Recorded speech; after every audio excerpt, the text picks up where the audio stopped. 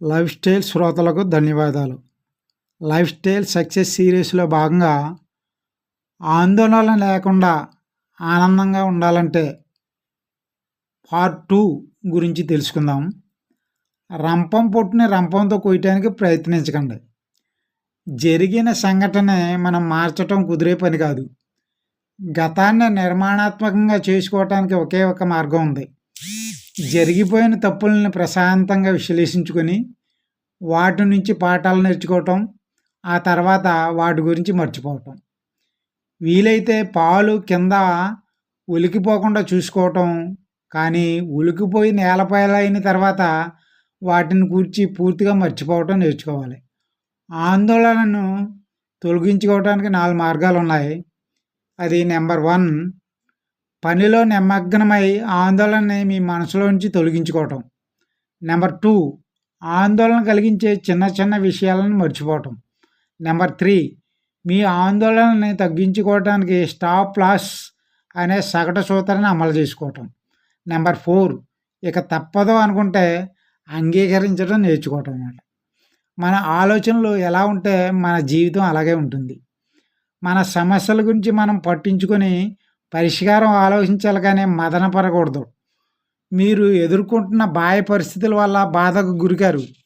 మీ పరిస్థితుల గురించి మీరు ఆలోచిస్తున్న విధానం వల్ల బాధపడతారు. పరిస్థితులను మార్చలేము, కానీ చర్యలను మార్చగలం. చర్యలను మారిస్తే ఆటోమేటిక్గా పరిస్థితులు అవే మారిపోతాయి. ఆనందంగా ఉన్న ఆలోచనలకు మీ మనసులో తావివ్వండి. మీరు ఆనందంగా ఉన్నట్టు ప్రవర్తించండి. అప్పుడు మీరు ఆనందంగా ఉన్న అనుభూతిని పొందుతారు. ఆనందాన్ని హరించే ప్రతీకారానికి చోటు ఇవ్వకండి. మన ద్వేషం వాళ్ళని ఏ రకంగానో బాధ పెట్టదో, కానీ మన ద్వేషం 24 గంటలు మన జీవితాన్ని నరకప్రాయం చేస్తుంది. నీ శత్రువు కోసం నెగడని అంతగా వేడెక్కించకు నువ్వు, అది కాల్చేయగలదు నిన్ను అని షేక్స్పియర్ గారు అన్నారు. మనం శత్రువుల్ని ప్రేమించగలిగేంత సాధువులం కాదు. మన ఆరోగ్యం, ఆనందం కోసము కనీసం వాళ్ళని క్షమించి మర్చిపోదాం. చైనా తత్వవేత్త కన్ఫ్యూజియస్ మన బుద్ధుడు, నువ్వు నిరంతరం గుర్తు చేసుకుంటే తప్ప ఏది నిన్ను బాధించదని చెప్పారు. మనకి లేని దాని గురించి బాధపడవద్దు. నాకు జోళ్ళు లేవని దిగులు పడ్డాను, వీధిలో కాళ్ళు లేని ఒక మనిషిని చూసే వరకు. మన జీవితాలలో 90% విషయాలు సరిగ్గానే ఉంటాయి, 10% మాత్రమే సవ్యంగా ఉండవు. మనం ఆనందంగా ఉండాలంటే ఆ 90% మీద దృష్టిని కేంద్రీకరించి మిగతా 10% మర్చిపోగలగాలి. ఈ ప్రపంచంలో అందరికన్నా గొప్ప డాక్టర్లో ఆహారం, ప్రశాంతత, నిత్య సంతోషి అని తెలుసుకోండి.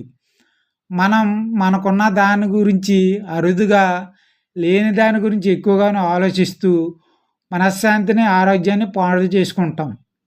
ప్రతి సంఘటనలోనూ మంచిని చూసే అలవాటుని చేసుకోండి. ఆనందం మీ చెంత ఉంటుంది. మీరెవరో తెలుసుకోండి, మీలాగే మీరుండండి.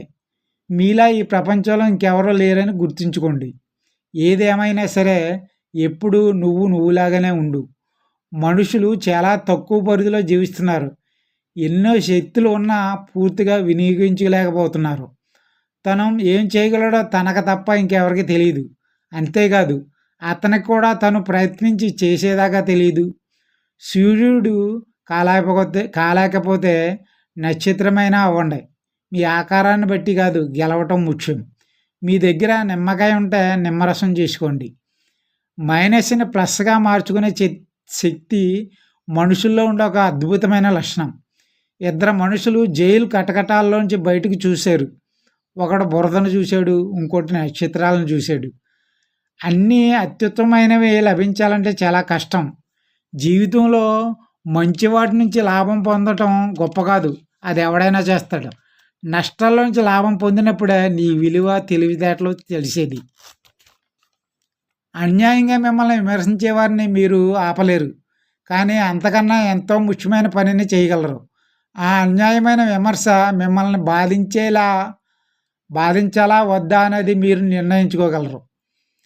విమర్శలో నిష్పక్షపాతమైన, నిర్మాణాత్మకమైన విమర్శను ఆహ్వానించి దానివల్ల మార్పు పొందండి. మిగతా విమర్శలని పట్టించుకోకండి. విశ్రాంతి అంటే బొత్తిగా ఏమీ చేయకుండా ఉండటం కాదు. విశ్రాంతి అంటే మరమ్మత్తు చేయటం. ఏది ఏమైనా మన ఆలోచనలతోటే మన జీవితం ఏర్పడుతుందని ప్రపంచ ప్రసిద్ధ రచయిత మార్కస్ అరేలియస్ రాసిన మెడిటేషన్స్ అనే పుస్తకంలో రాశారు. అదే నిజం కూడా కదా. Good life style, good life skill and good luck.